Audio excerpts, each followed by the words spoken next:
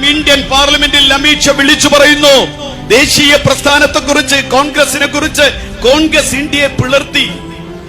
നമുക്കറിയാം, ലാഹോറിൽ 1940 ജിന്നയുടെ നേതൃത്വത്തിൽ നടന്ന സമ്മേളനത്തിൽ വെച്ച് ടു നേഷൻ തിയറി അവതരിപ്പിച്ചപ്പോൾ അന്ന് ഇന്ത്യൻ നാഷണൽ കോൺഗ്രസ് എടുത്ത തീരുമാനം നമുക്കറിയാം. അന്ന് കോൺഗ്രസിന്റെ പ്രസിഡന്റ് അബുൽ കലാം ആസാദ്.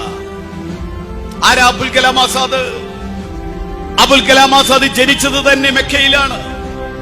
മെക്കയിലെ രാജാവിന്റെ പണ്ഡിത സദസ്സിലെ ശ്രേഷ്ഠന്റെ പേരമകനായി മെക്കയിൽ ജനിച്ച അബുൽ കലാം. ആ അബുൽ കലാം എന്ന് പറഞ്ഞാൽ അക്ഷരങ്ങളുടെ പിതാവെന്നാണ്. അബുൽ കലാം എന്ന പേര് നൽകിയത് മാതാപിതാക്കൾ നൽകിയ പേരല്ല, ജനങ്ങൾ നൽകിയ പേരാണ്.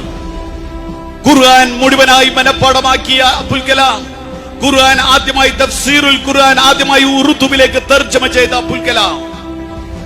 ആ അബുൽ കലാം ആയിരുന്നു കോൺഗ്രസിന്റെ പ്രസിഡന്റ്. അബുൽ കലാം ഉടനെ തന്നെ ലാഹോറിൽ സമ്മേളനം കഴിഞ്ഞപ്പോൾ ഉടനെ തന്നെ ബോംബെയിലെ രാംഘട്ടിൽ കോൺഗ്രസിന്റെ സമ്മേളനം വിളിച്ചു ചേർത്തുകൊണ്ട് അധ്യക്ഷത വഹിച്ചുകൊണ്ട് ഉറക്കെ അബുൽ കലാം ആസാദ് വിളിച്ചു ചോദിച്ചു, ജിന്നെ, നിങ്ങൾക്കറിയില്ലേ, 1200 വർഷത്തെ എഴുതി വെക്കപ്പെട്ട ചരിത്രമുള്ള മണ്ണാണ് ഈ ഇന്ത്യ.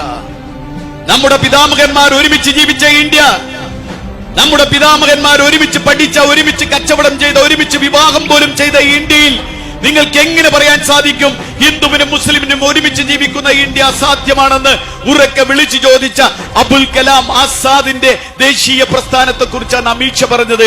ഈ രാജ്യത്ത് കോൺഗ്രസ് രാജ്യത്തെ പിളർത്തി, ചരിത്രത്തെ മാറ്റിമറിക്കുക. അബുൽ കലാം ആസാദ് ഒരു കാര്യം കൂടി പറഞ്ഞു, ഞാനൊരു വിശ്വാസിയാണ്, എനിക്ക് സ്വർഗം വേണം. പക്ഷേ എന്റെ പടച്ച തമ്പുരാൻ ഒരു മാലാഖയെ അയച്ച് കുത്തബ് മിനാറിന്റെ മുകളിൽ കയറി നിന്ന് ഒരു കയ്യിൽ സ്വതന്ത്ര ഇന്ത്യയും ഒരു കയ്യിൽ ഹിന്ദുവും മുസ്ലിമും ഒരുമിച്ച് ജീവിക്കുന്ന ഇന്ത്യയും മറുകൈയിൽ സ്വർഗരാജ്യവും കാണിച്ചു തന്ന്, അബുൽ കലാം, നിനക്ക് ഏതാണ് വേണ്ടതെന്ന് ചോദിച്ചാൽ ഞാൻ ഉറക്കെ പറയും, തമ്പുരാനെ, എനിക്ക് സ്വർഗം വേണം. പക്ഷെ ഇന്ന് എനിക്ക് വേണ്ടത് ഹിന്ദുവും മുസ്ലിമും ഒരുമിച്ച് ജീവിക്കുന്ന ഇന്ത്യയാണ് വേണ്ടതെന്ന് എന്റെ പടച്ച തമ്പുരാനോട് ഞാൻ പറയുമെന്ന് പറഞ്ഞ അബുൽ കലാം ആസാദിന്റെ പ്രസ്ഥാനത്തെ കുറിച്ചാണ് അമിത് ഷാ ഇത് പറഞ്ഞത്.